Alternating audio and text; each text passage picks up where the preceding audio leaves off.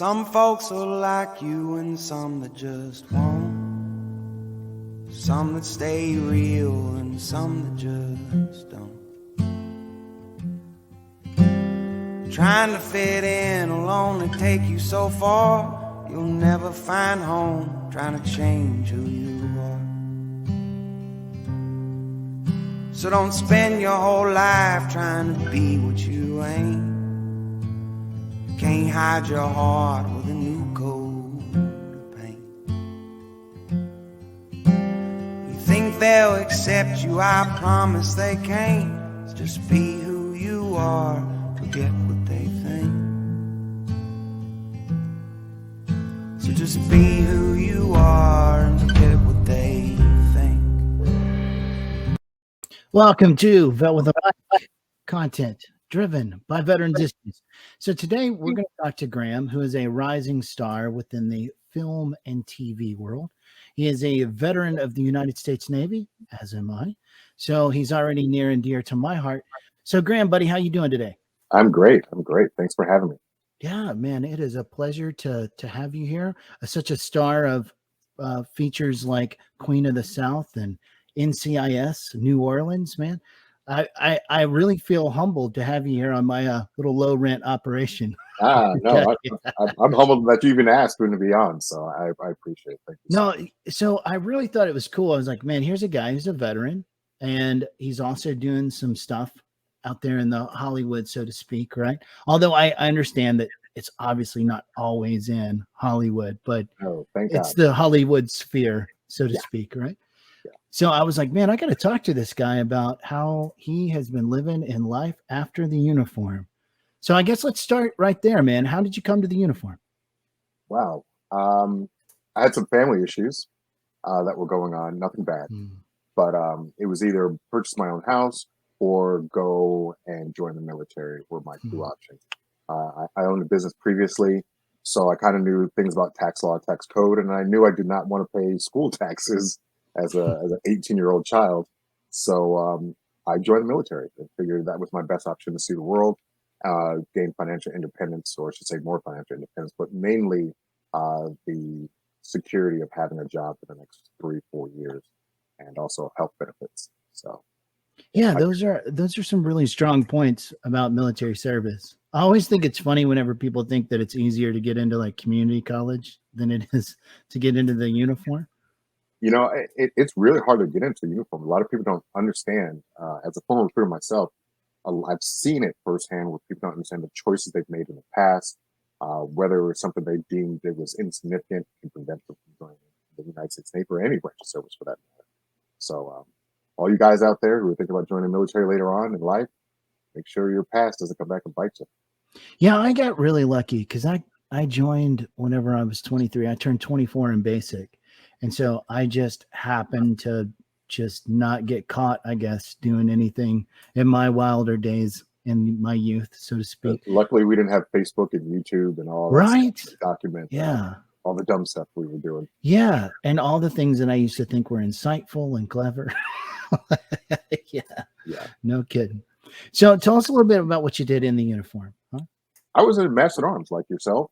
My dad had retired NYPD detective, so I wanted to follow in his footsteps. And I just wanted to have that sense of pride and community, which I later found was also in the United States Navy. I didn't have to join the NYPD for that.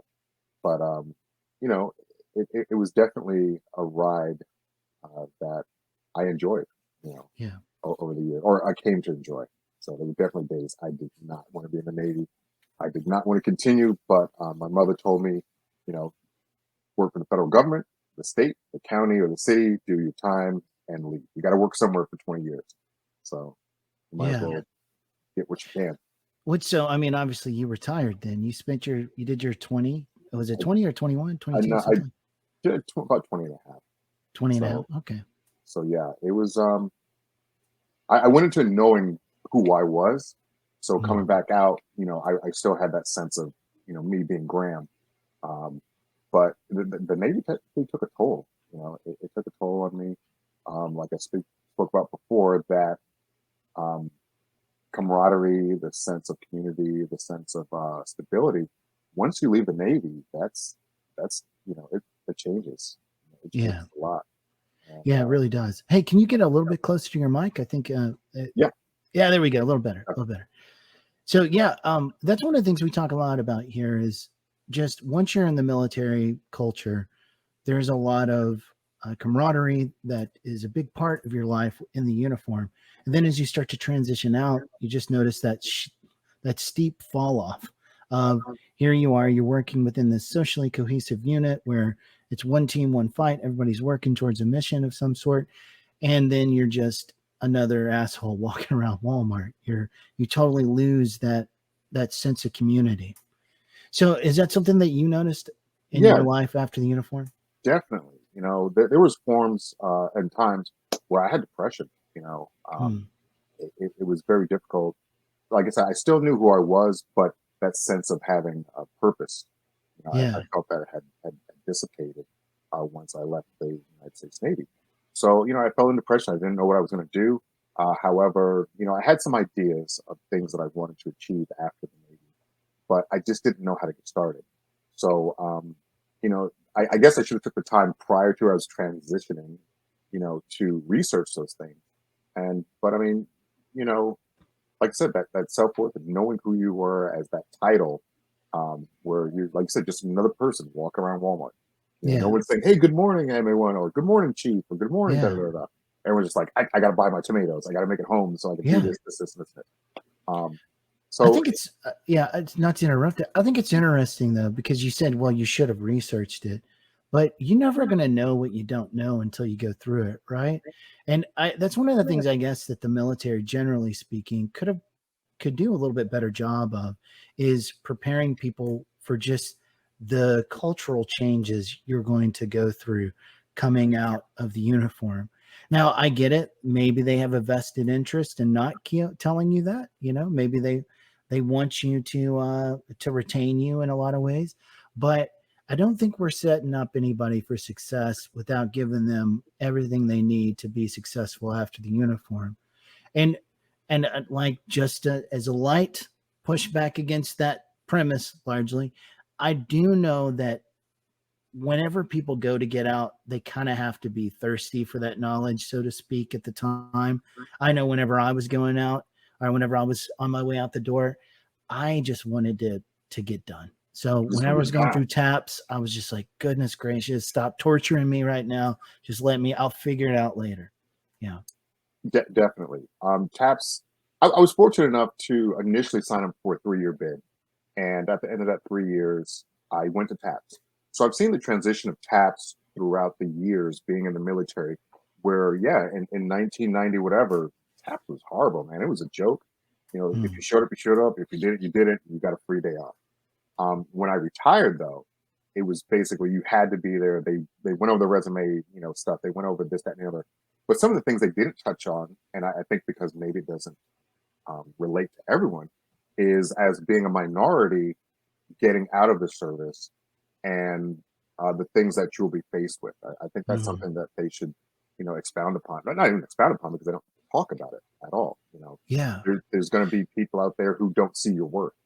Yeah. And so any misgivings or mistrust that you had prior to coming into service, that will be amplified once you leave because you, like I said, you went from being chief or you went from being this person, that go-to guy to Yeah. being sometimes not even recognized on the street or not even, Yeah.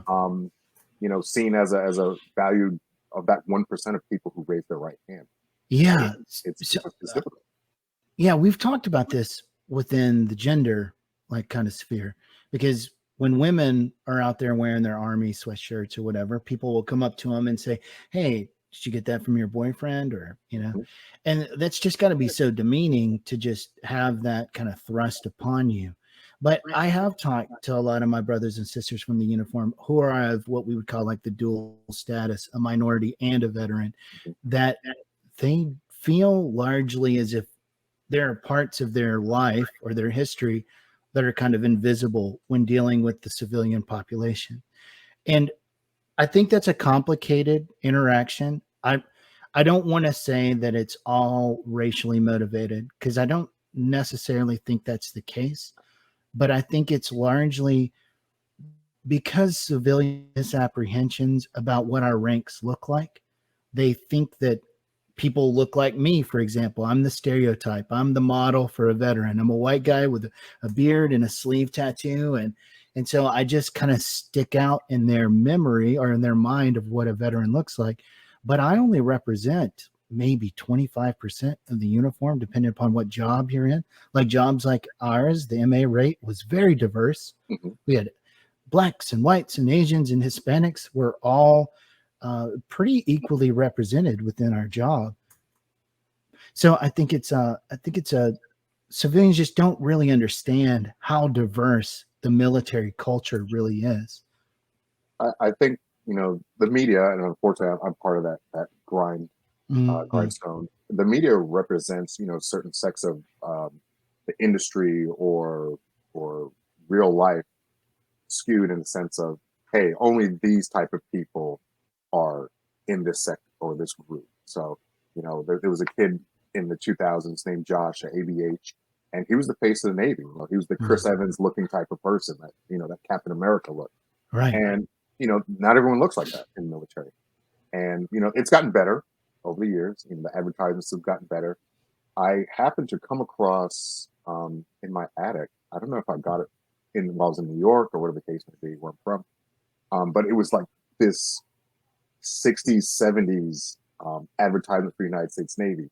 And it basically said you can be black and still be in the United States Navy. So that was very interesting to see that type of advertising was going on back then. But now it's kind of not just appealing to African Americans. Right. They're trying to include over time. They're trying to include all the races. But, Yeah. but like you said, the general public, they don't see that. Yeah. They don't see that that black sailor from Mississippi or from Harlem who is just wanting that opportunity to better himself. And then when he gets out, it's like it's all for naught. Yeah. Or the historical legacy that is the uniform.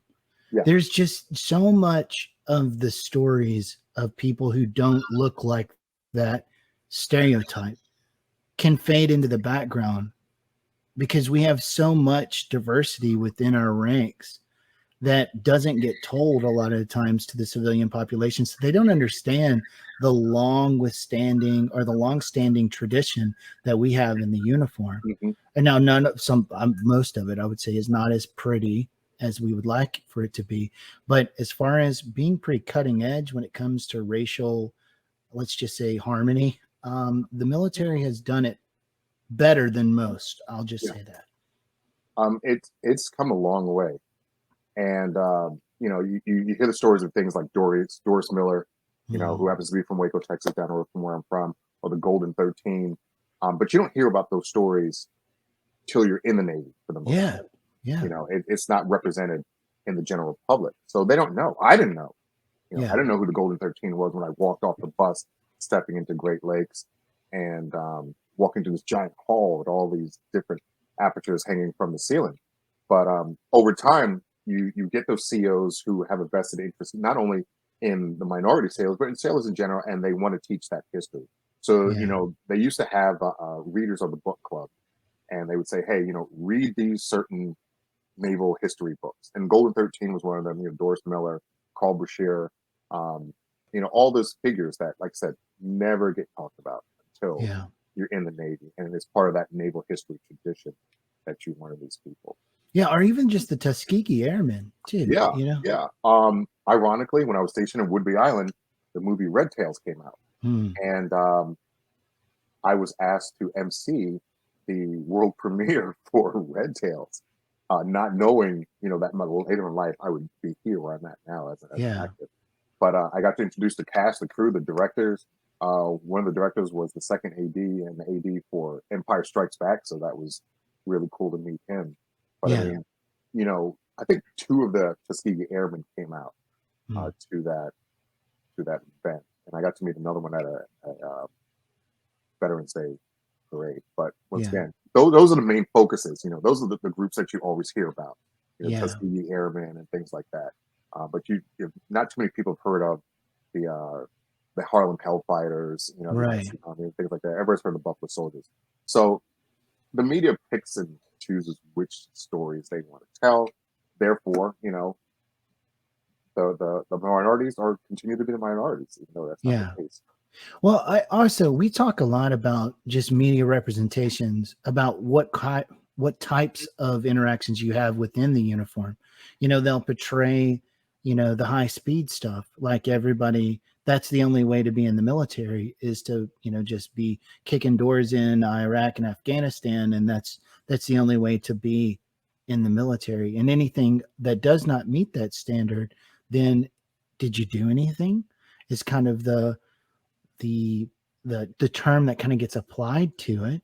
Mm-hmm. And we internalize those ideas about our service as well. If we don't have those type of, let's just say, storming the beaches of Normandy kind of experiences, then everything that we do fails to meet that standard, even though, as we've talked about on a few episodes at this point, 85% of jobs in the military were not like ours, Yeah, where they're we carry non-combat jobs. yeah, we carried a weapon every day in the performance of our job.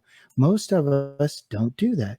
And then of that 15% who do carry weapons performance of our duties, only about 15% of them have what you would conceive as combat interactions.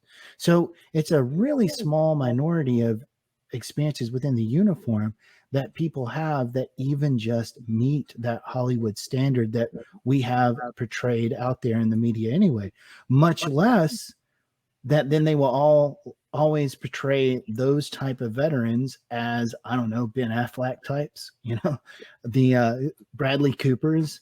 And the truth of the matter is that our ranks are just so much more diverse than that. I don't necessarily blame the civilian population for not understanding how truly inclusive the military really is, because that's really the only connection they really have, is what they see in TV and film. But those things really negatively impact our mental health after the uniform, because it undermines the type of service we have.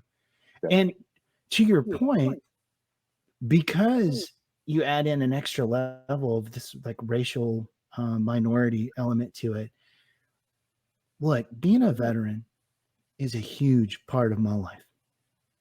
Obviously, vet with a mic, it is a huge part of who I am now.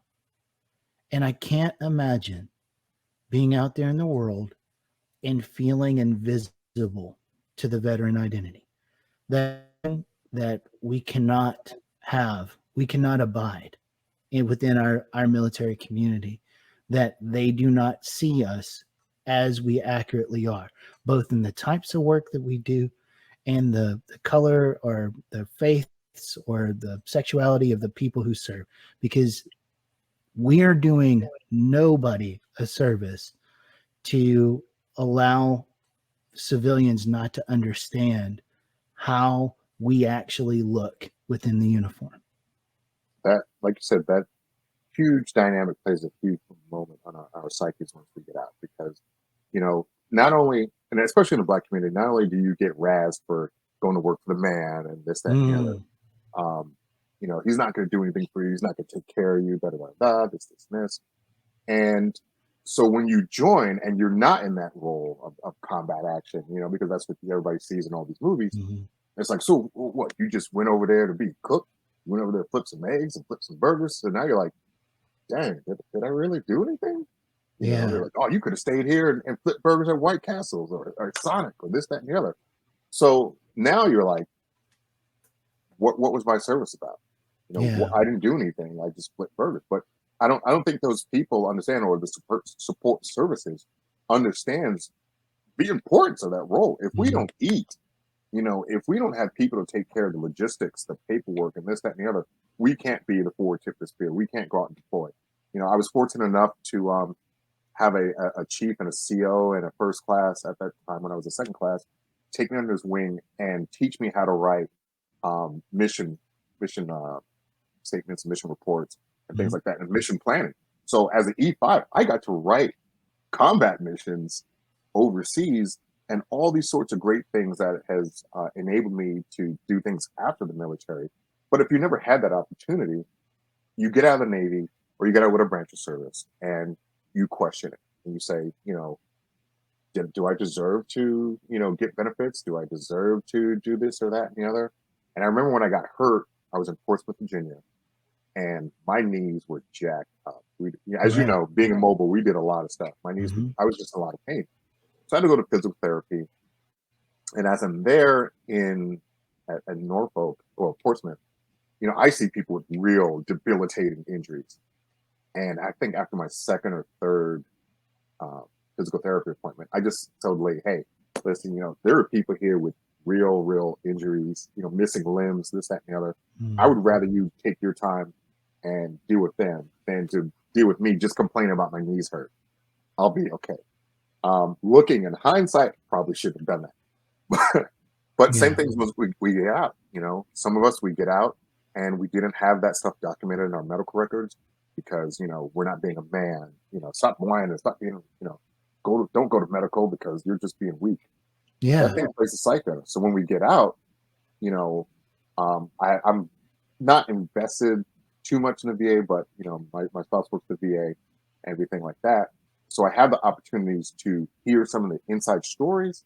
But a lot of us, especially minorities, are not going to VA. We're not taking care of those opportunities because, like I said, our families and friends have, doubted our service and you didn't do anything, blah, blah, blah.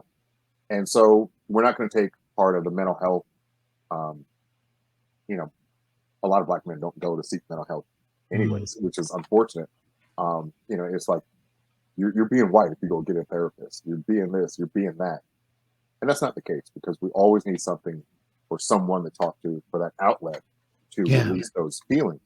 And we just need to get out there more and do those things and stop doubting ourselves because all that service that you did, whether it's 3 years, 4 years, 20 years, it meant something. You're part of history, regardless of what you did. You're part of history. Yeah. And there's just a couple of things there. Number one, we all feel that way when we feel as if we're just getting out reasonably intact, so to speak, because we do see people who have had like amputees, for example, which, listen, one of the stories that I hope to showcase here in the future, but he and I, our paths crossed, and he's one who's lost a limb in combat. And he told me a different perspective than I expected. He said, I really get protective over my brothers and sisters who have wounds on the inside because people see me and it's out there. But when people don't see the wounds that you have, they don't render the same kind of support to you that they do with me walking around without a leg. And I think that's just how we see mental health issues, generally speaking, as the society at large, not only just within the military culture, is that when we see somebody who's clearly been wounded, then we can, oh, okay, thank you for your service. But whenever it's something that's maybe it takes a little bit more to understand, we're not really willing to invest that much to understand what the legacy of their service is after their time in the uniform. But I think you're correct. There are some, let's just say, cultural pockets that may be a little bit more resistant to using benefits that are available or resources that are available to the uniform. Because largely, last figure I think I saw was about 40% of all veterans utilize the VA. So that's less than half of us. How are the other 60% making it? That's the big question. Because something that Jenna from the last episode, the millennial veteran, she talked about was, well, you can use private security, private insurance. But here's the thing. Most of us don't have private insurance. But even if you did you know that the VA will pay your deductibles if you'll utilize them? So there's not even an excuse for you not to utilize with the system itself to even just get that amount of support from the VA. The VA has a stigma about them. They do. And so when I think about my grandparents who went to World War II, I have two different sides to the story. So my maternal grandfather served, he went to the VA religiously. He earned, his benefits, as he said, and utilized them. Mm. Then my paternal grandfather, he died as a result of his injuries in World War II. Mm. And when the VA was supposed to take care of him, they didn't. When they were supposed to take care of my grandmother, my father, my uncles, they didn't. They didn't receive any of the benefits that were allotted to them, whether it's educational, the financial benefits, SSI, things like that. None of it. So that's, in part, and it's not just, because my grandfather was Black. A lot of the people who came back from World War II, the government told them, we'll take care of you. Don't worry about it. You served your country. You did this for us. We're going to take care of you for the rest of your life. And they backed out on the deal. And you have things like retirees paying now for TRICARE, which should be, if regardless of what you did 20, 30, 40 years, you should have free medical because you raised your right hand. And the percentage of us who served is so small that, yeah, we should be taken care of. But, those horror stories leading from World War II all the way up till this new VA has been enacted has been horrible for veterans. Botched surgeries and this, that, and the other. You hear all the horror stories and people say, oh, don't go to the VA because, this, and this. So they got to stick with it. And once again, there's change in that market, but that story and stories likewise are told to the younger generation. No different from the VFWs. You got the old guys in the VFW and they're like, oh, we don't want things to change. We want to stay this way, that way. And they're not inclusive of the new people who did serve, who did fight in wars and want to be part of the VFW. Right.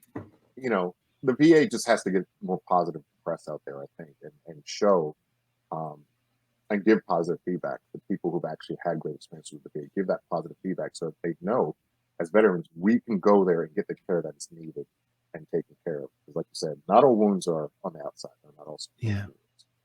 And to your point, negative tropes or negative images are just more sticky than the positive ones. You can have, that's why if you're looking at a review of like just a restaurant online, they can be like 45 positive reviews. And then there's the one negative that's always just the one that everybody kind of just immediately kind of attends to, because those are just a little bit more sticky in our minds. And I think that happens with the VA too. I've talked about it a couple of times on the podcast at this point. It's just easier to spread that kind of information about it because we hear those stories, but then we forget the source. We're veterans. We're messy too. We have bad days.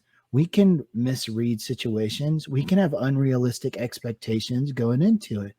Like, if I'm sorry, but if you go to try to get an appointment and you think that you should be able to get an appointment that day when you call in, civilian doctors have trouble doing that kind of thing. You're going to see a few weeks to a month or even a few months. There's a Curb Your Enthusiasm episode about that, about going to the doctor's office and you set an appointment time.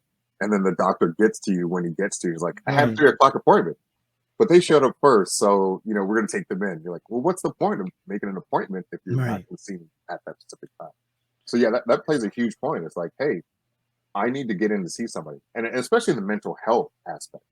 When you're having a meltdown, and unfortunately I know from personal experience, when you're having that meltdown and you need to talk to somebody, you need to talk to somebody that day, that instant. And yeah, unfortunately, people aren't always on a beck and calls, but it can't be, 2 months from now, 3 months from now, because as we know from the 22 a day, that time elapses so quickly for that individual in that crisis.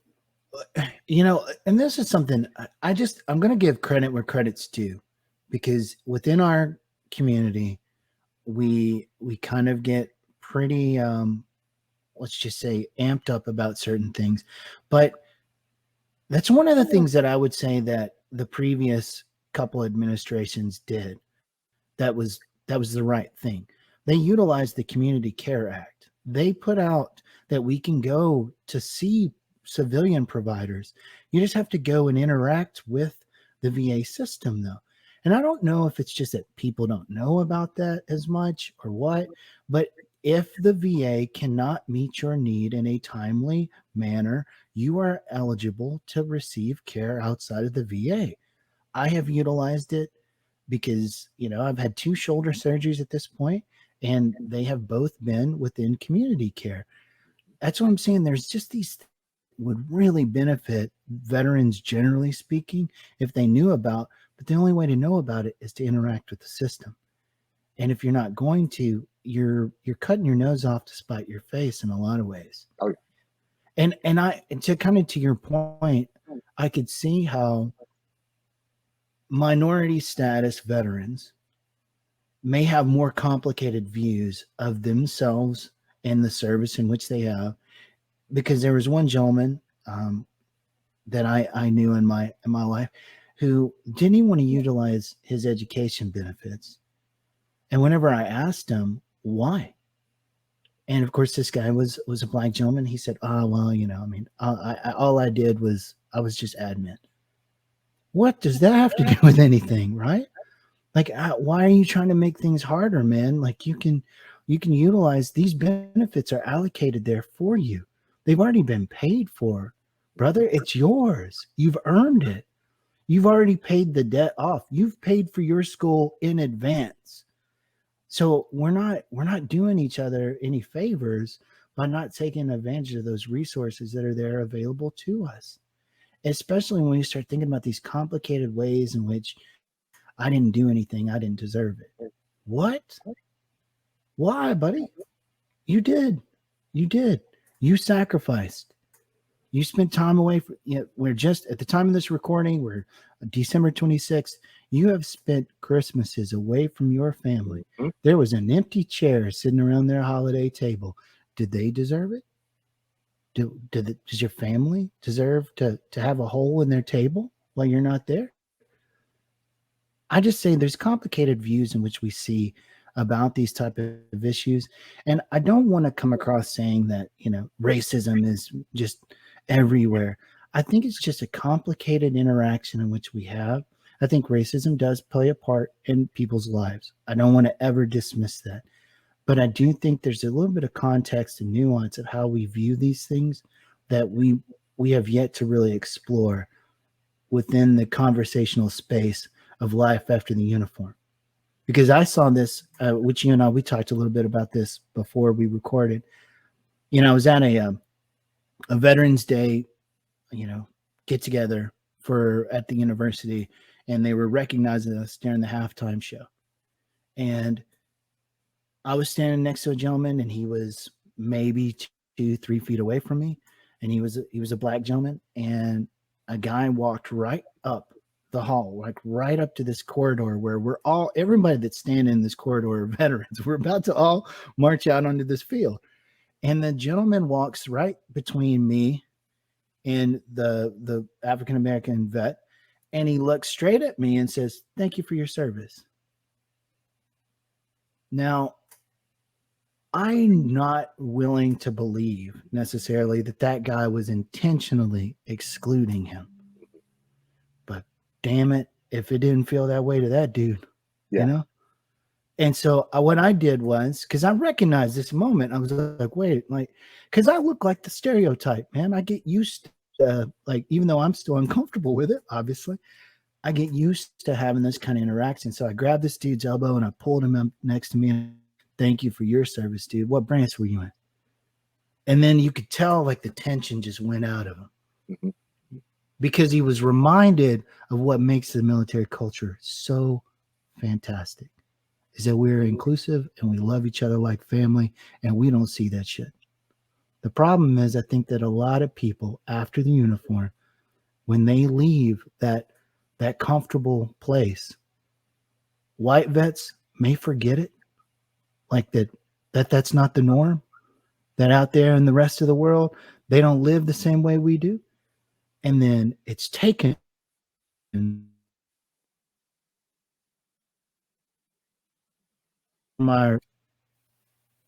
you hear me? All right. Yeah, I can hear you.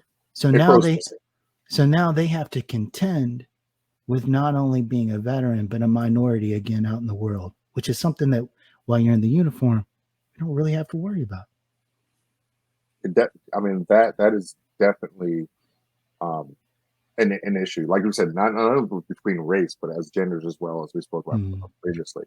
And unfortunately, sometimes it takes our brothers out there like yourself to lift us up in that moment of need. Because, like you said, you don't know if that was intentional, or if you don't know if it was just you were in his eye line as he was making his way through the line, this, that, and the other. And as we previously spoke, maybe that gentleman should have spoke to the entire crowd and said, "Hey, thank you for your service." Yeah. But yeah, it seems sometimes that we're forgotten. Or I didn't know he was in service. Maybe he was just a guy helping you guys out. He was the veteran wrangler. So But but even if that was the case, man, like that's how you're framing it, right? yeah, Is that um and I go like the last thing anybody needs is some dude that looks like me trying to trying to talk about these issues, like because they're not what I live through, right? but we all need to talk about the issue, regardless Yeah, of race, and yeah, that's how things come about change. Is that we have two different people from not necessarily an opposing side, but that see the issue and they want to fix it, because you yeah, can't fix something if the multiple people are involved and only one person sees it. for sure. So And definitely we need a take. I think there's something healing about just validating that. The fact that I went out of my way to point it out to him that, hey, you're my brother. I see you, buddy. Right? I don't care if that dude didn't see you, right? Because he ain't one of us anyway, right? Yeah, exactly. And there's something just like I said, kind of validating just for somebody to be like, yeah, right. It reminds you that in our world, that shit don't matter. But if you're a white veteran out there, you may not be as cognizant of how certain people, based upon phenotypes, these physical expressions of it has nothing to do with anything, how they look. And because of these media representations from Hollywood, I'm not, like I said, I'm not necessarily saying there's anything malicious about the exclusion, but it's still exclusion, right? And that's something that has to be talked about, because if exclusion happens, it's still hurtful. There's an impact to it. Now, nobody's saying that our veterans of color are some hothouse flower that can't handle shit, because I know that's not the case, right? And that, Definitely. but it's like a cut of a death of 1,000 cuts. Every single time you get excluded, every single time somebody looks the other way, whenever veterans are being recognized, that's, like I said, that is a huge part of my identity. Feeling invisible to that was something I cannot abide to. And unfortunately, things like that, when they happen, sometimes it takes the breath out of each event. So when someone invites you to the next event, you're like, nah, man, they're not going to recognize me anyway, so I'm not even going to go. But we need to go. All minorities, everyone who served, they need to go, because you need to be recognized for your service. You need to understand the sacrifices that you made, and we understand the moment, like we said previously. But sometimes with those exclusionary, whether they're overt or covert, are damaging, to individuals.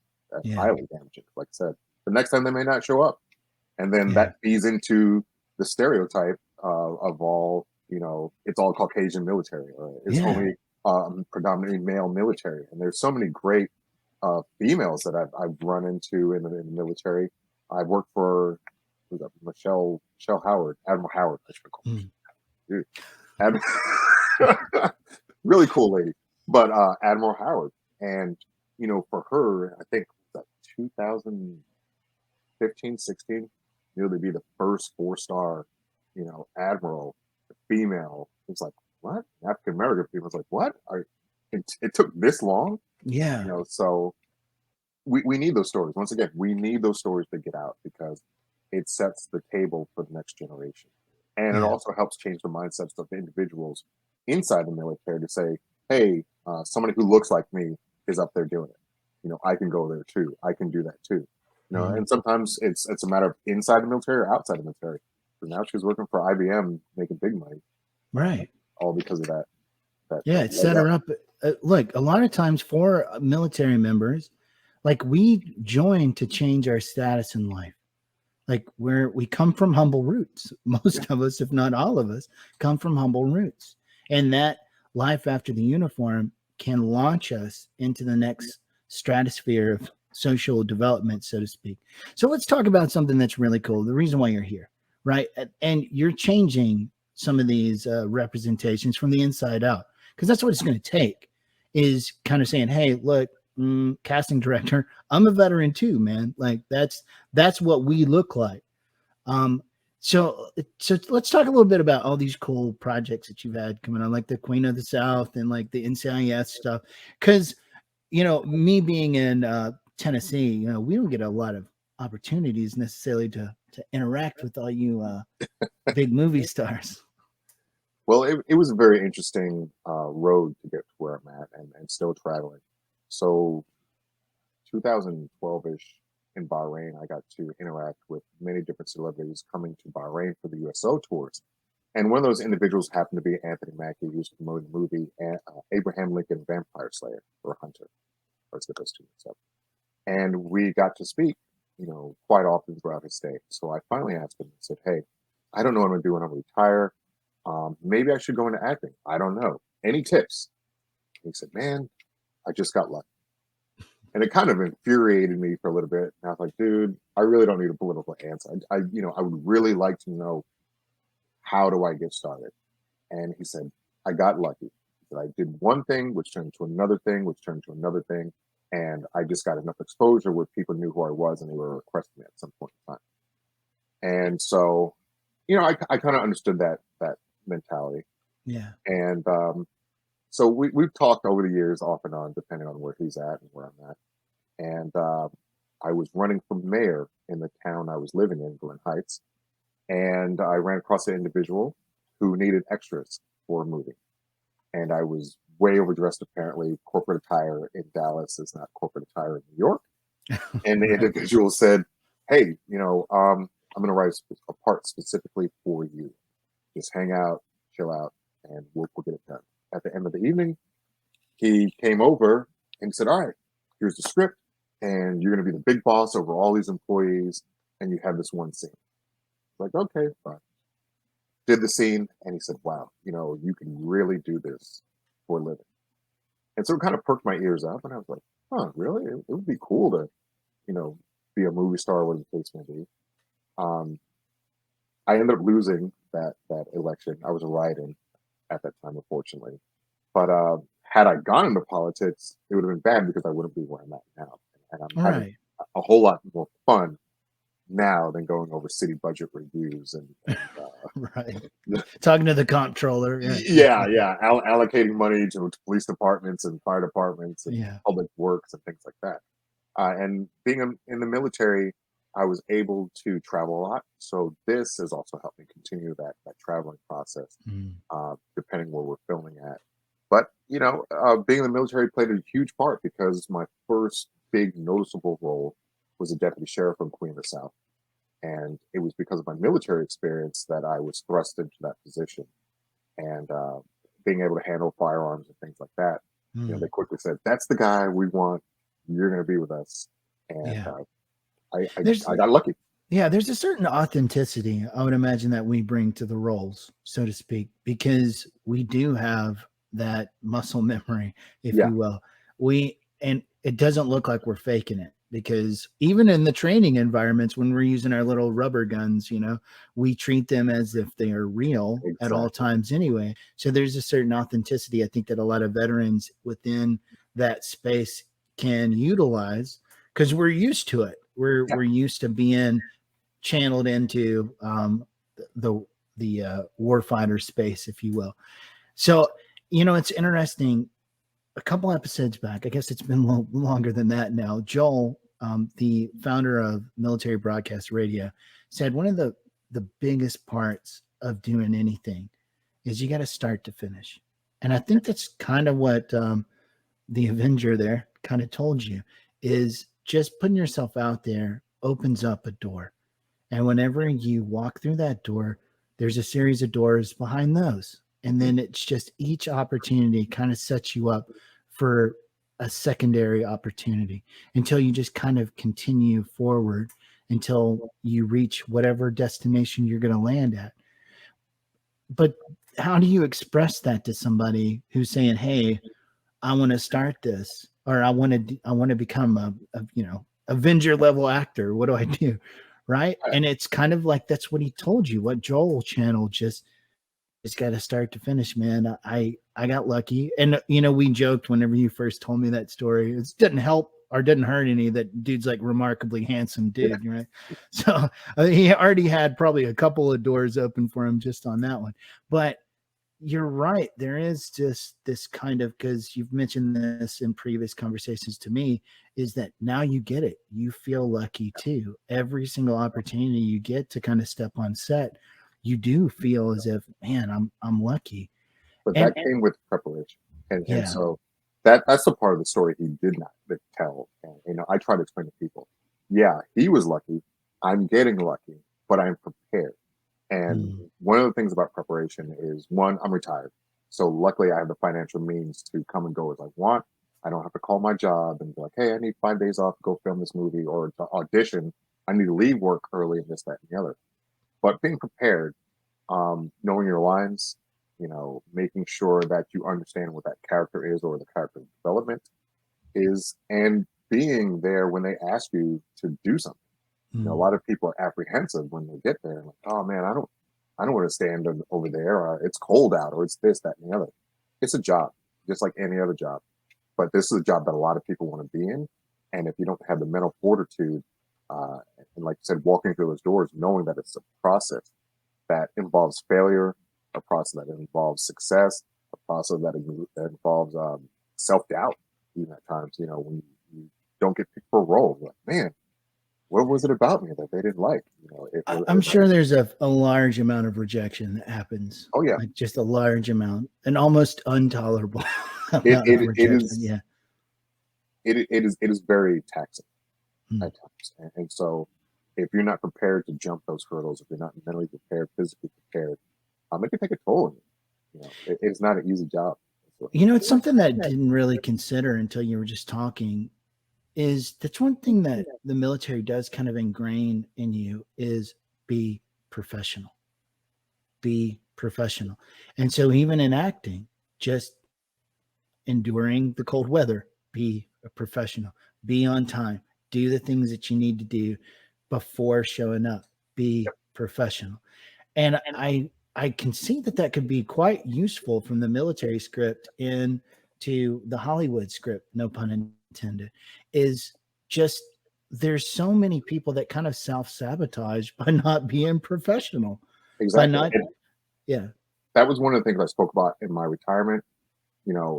I went as far as my career because of me. Not because my chief didn't like me, not because my master chief didn't like me. If I didn't get promoted, it was because of me. I didn't study. I didn't, read the bibliotext. I didn't do all the stuff that I was supposed to do for advancement. So same thing happens in acting.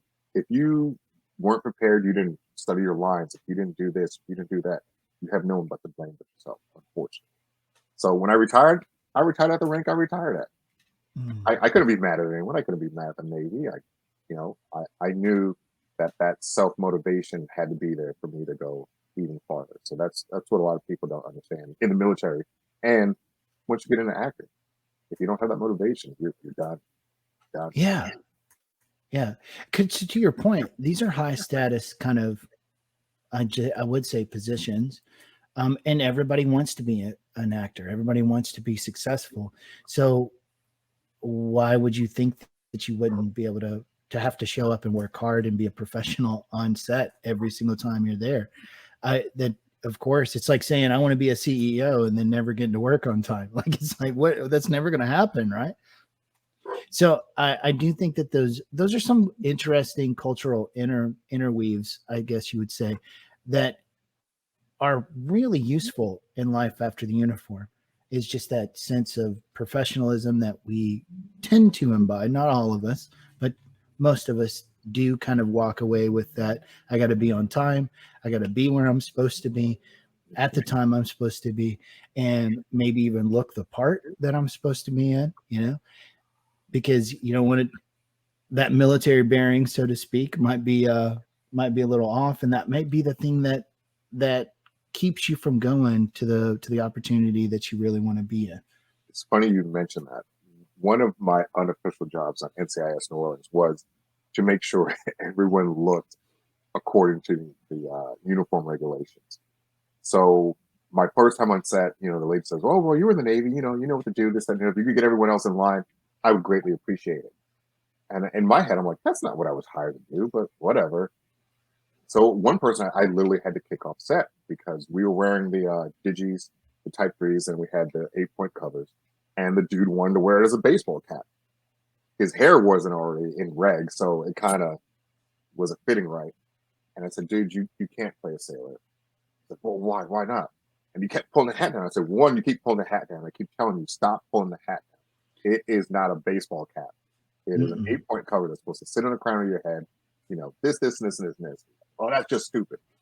I said, "Well, I was in the Navy, and if people see this and then they see me in it, I'm going to get a phone call from people that I respect.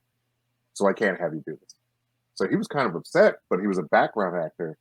And so I had to go to the PA and say, "Hey, this dude doesn't want to look the part. He wants to think he's on the streets, his pants were sagging and this, that, and the other."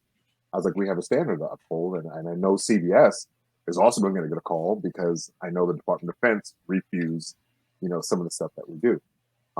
So that part was very important to me, to make sure you look the part, you act the part. And as a background actor, you may not always be seen, but it would be that one time that you are in focus, clear as day, and your hat's pulled down to the side, and your pants are this, and your boots are unbloused. And I know it's the first thing I notice. Yeah. Whenever I'm watching something and there's supposed to be something that's like military related, or especially, we all have problems with the tactics. Like, whenever we see something like that's not going to work. But if there's somebody that's wearing something that number one isn't the correct uniform item, just askew in some way, I immediately go, "This clown," right? That's not the way we are. So yeah, that's funny. So tell me about, remember, you told me a story about one of the roles you got is just also another, "You don't look like you should. Get the hell out of here." You inadvertently kind of stuck your foot in your wasn't mouth. a get the hell out of here moment. Yeah. But I was a friend of mine who's a Marine as well. He's also an actor. And believe it or not, there are a lot of prior military in the entertainment industry. They're not always in front of the camera, but definitely behind the camera as grips, armorers, all these different positions. And we gravitate toward those people once we find out that they serve. Regardless of what your position is, it's funny, you will majority of the time see all the veterans sitting together during lunch. So my friend Jeffrey Gray calls me up and he says, "Hey man, I got this gig I'm doing. They'll need SWAT members. You mind coming out since you kind of do that in the military?" I said, "Sure, I'll come out." He's like, "It's a background role. You won't have any lines. You just ain't stand there." Cool. Easy day. Get out there. And unfortunately, the individual they picked as the arresting officer, looked like Martin Short. Now, nothing against Martin Short, great actor, has a great career, but he just did not look the part of a physical police officer. So I kind of whispered to my buddy, I'm like, I don't know. I don't believe him arresting, this guy. Unbeknownst to me, the director was kind of sitting within earshot, and he's like, "You're right. He's not believable." And he's like, "You're going to play the part of the arresting officer." And I was like, "Okay." He's like, "And you're going to take his lines." "Oh, no, dude. I don't want to get anybody fired or replaced. I'm just here as a background actor to stand with a rifle. That's it." And he's like, "Matter of fact, you're going to take her lines too."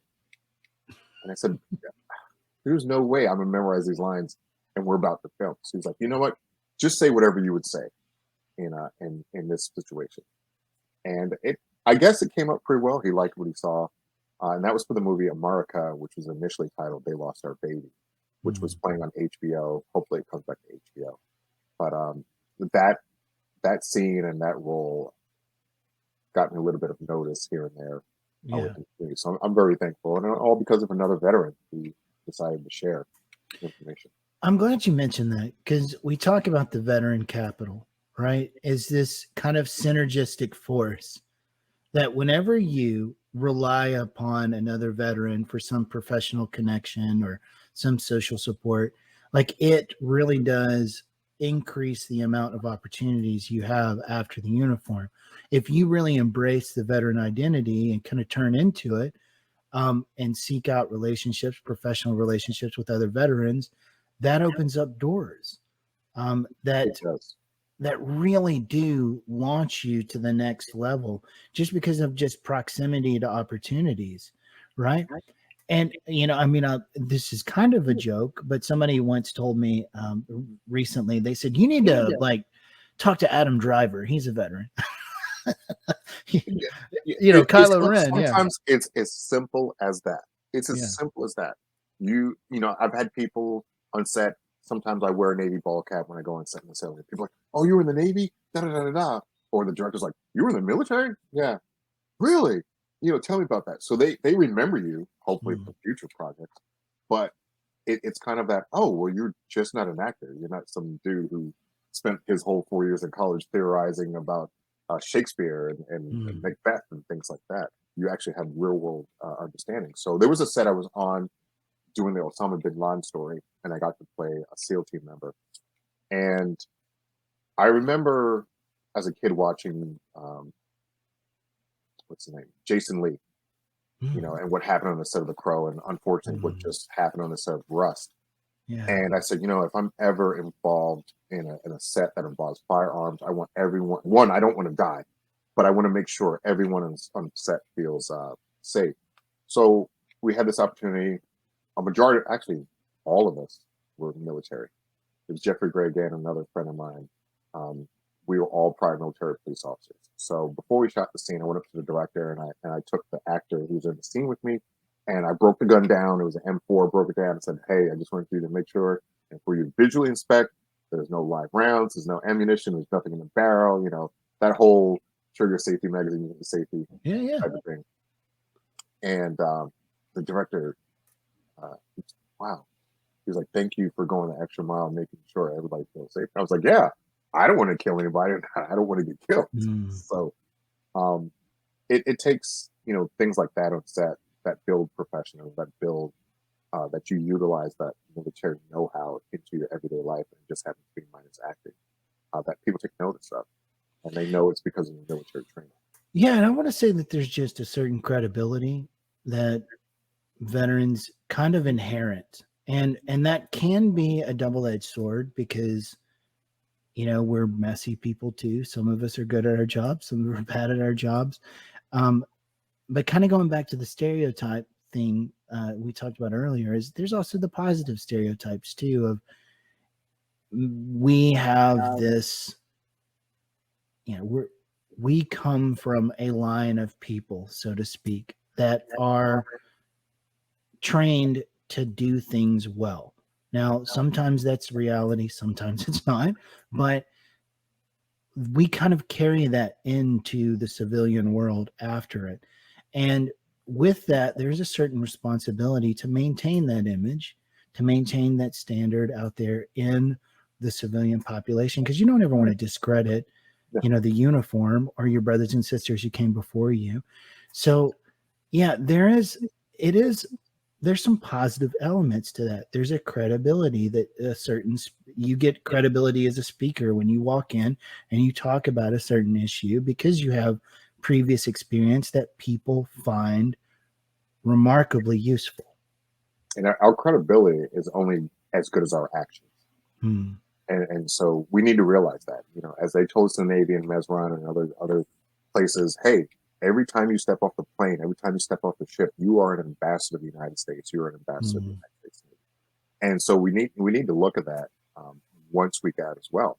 It's like if we're going to wear military paraphernalia, whatever the case may be, you can't be out there doing dumb stuff. And I understand, both of us are as MAs, we wouldn't have a job if we didn't recruit from society and those societal issues didn't um, bleed into the military personas. But you gotta represent yourself well. And Yeah. unfortunately, one time I got in a little bit of trouble, didn't pay a speeding ticket. It happens. I forgot. Um, and I had an interaction with the police, and they were like, "Hey, you have a warrant for your arrest." I'm like, "What?" They're like, "Yeah, you didn't pay a speeding ticket 6 months ago or something." Okay. So I asked the officer, I said, hey, I'm not going to jail in my uniform. I said, I need to take my uniform off, go put on some shorts and t-shirts. I greatly appreciate if you allow me to do that. He was like, okay, yeah, no problem. So I switched the shorts and t-shirt, hung my uniform up, went to jail for a speeding ticket. But, I did not want to be discredited or disgraced upon Yeah. the uniform, and No. the people who went before me. So that's, Yeah. I'm not telling people how to live their post-military career, but, it's the respectful thing to do, in my opinion. Yeah. No, I agree. But to the Adam Driver thing, there is an organization that he's just started relatively recently, and it's Veterans for the Arts, I think is what it's called. Um, Still, don't sue me for if I say it wrong or something, because I don't want to disparage Kylo Ren in any way. But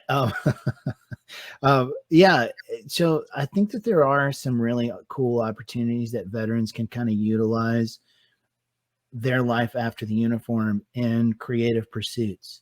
And acting is one of those ways. It's a creative pursuit in which you can really kind of find meaning again after the uniform by just refining a certain craft or getting better at something.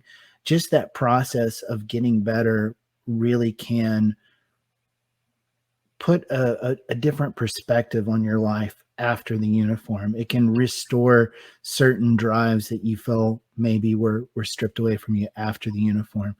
And that's one of the things that I love talking to vets about, is just the way they find new ways of connecting to life after the uniform.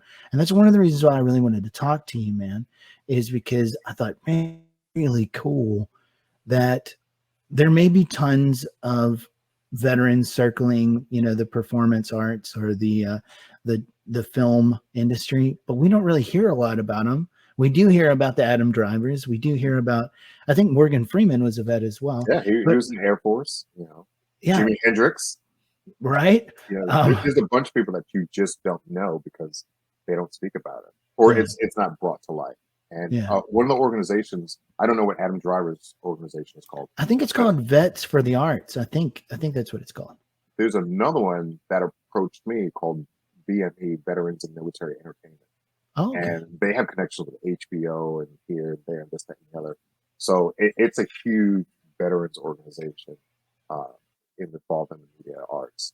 So that's something else for other veterans who aspire to be active to look into as well. Yeah, that was going to be my next question. So all those out there that are looking to become thespians and other performance arts professionals, what advice would you give them besides I just got lucky? Now, you utilize your military bearing. All the things that you learned throughout boot camp. And there's a story. I don't know if this is true, but what I was told from one of the prior Disney people is the way they pick the persons who are going to be Snow White and this, that, and Mickey Mouse and Donald Duck is same thing they do in boot camp. Put you in a room, get you really tired.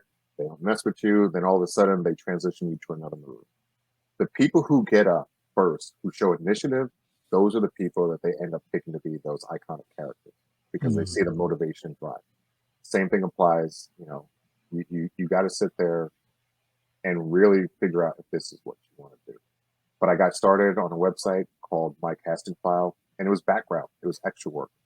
And that's a great place to start because you get to see the world of acting and all the behind the scenes stuff to let you know if you want to do it. Greatly or appreciatively, this is not like the military. You don't sign a contract and you're stuck for 4 years. You can sit there and do a show and see all the things and redundancies that go on over and over and over and say, this is not for me. This takes too long, or it's too hot, or this, that, and the other. And that was my daughter at first. She went on the set. My son got picked for a commercial, and she was like, yeah, I couldn't do this. This is not for me. So, but she found that out prior to investing so much time and money into acting. But now they both act. They both have their own little careers going on and things like that. But you just have to start out and know that it's not going to be it's going to be a fun ride. It's going to be a great ride. It's kind of like a military career. While you're going through it, you're like, oh, and there's some good parts and bad parts. But it's going to take a lot of self-initiative. It's going to take a lot of staying up late and worrying about things that you normally wouldn't worry about if you're good enough, or if you're good looking enough, if you're skinny enough, if you're fat enough, if you're this, that, just go out there and try your best, and understand that sometimes when you don't get that role, another one's coming that's better. And I've found that that's happened a lot so far in my career. The things that I wanted to do, I didn't get. But then something right around the corner, just like, boom, here it is. I'm like, okay, I see why I didn't get that other role, because if I got that role, I wouldn't be doing this. Yeah. Just keep it moving. Keep walking through the doors, like the adjustment bureau with Anthony Mackie as well. You know, they're trying to get to a certain destination. They had to keep opening doors, busting down doors, kicking down doors, because they're going to see who wants it. If you don't want it, they're going to say next. There's a million other people, unfortunately, out there who want to be actors as well. Right. Well, I think that's a great place to start or stop. That's how I say. I guess, yeah, I'm all backwards now. I just, is there anything else that you wanted to hit on? Because I think that kind of just says it all. We've kind of come full circle of you make your own luck in life. Definitely. Keep walking through the doors. Yeah. Every opportunity will lead to a separate opportunity. And to yet again channel Joel, you know, you got to start to finish. Yeah, definitely. You got to have a plan. You got to have a plan of your end mark. Unfortunately, only 1% of the people are going to make it to that Will Smith and, you know, level. If that, if that. But you know, as long as you're doing what you need to do, you're not failing, because even being that background extra on a set is where somebody else wishes they were at that point in time. So. Yeah, I can't remember if it was Morgan or if it was Samuel L. Jackson. They didn't get started until like they were like 50, right? Samuel Jackson, his first big role, I think, was Jungle Fever when he was 42. And Viola Davis, she was, you know, fairly older whenever she started. So never give up. Never give up. I just remember his first thing in Goodfellas. That's what. Oh yeah, that was the first thing I remember. And it Samuel L. Jackson. It wasn't that. It was Coming to America was his first one. Samuel L. Jackson. Oh, okay. Yeah, he goes to rob the McDowells. That was his first big speaking role. Oh, that's funny. So, but I mean, if anyone ever has any questions, you know, feel free to reach out to me. I'm on Instagram. It's GS_Weatherspoon. And on Facebook, it's www.facebook.com/GS Weatherspoon. No underscore. It's GS Weatherspoon. Facebook. So I'm more than happy to answer questions. Yeah, is America? That's what it was called. America. Is it still on HBO Max? You have to search for it. It was on the first like added this week in new films, but I think you have to search for it now. Cool. Well, so there you go. There's a few things that you can go check out my buddy Graham in. And as you can see, he's a really down-to-earth guy who's willing to all my jackassy questions. I'm sure he'll listen to yours as well.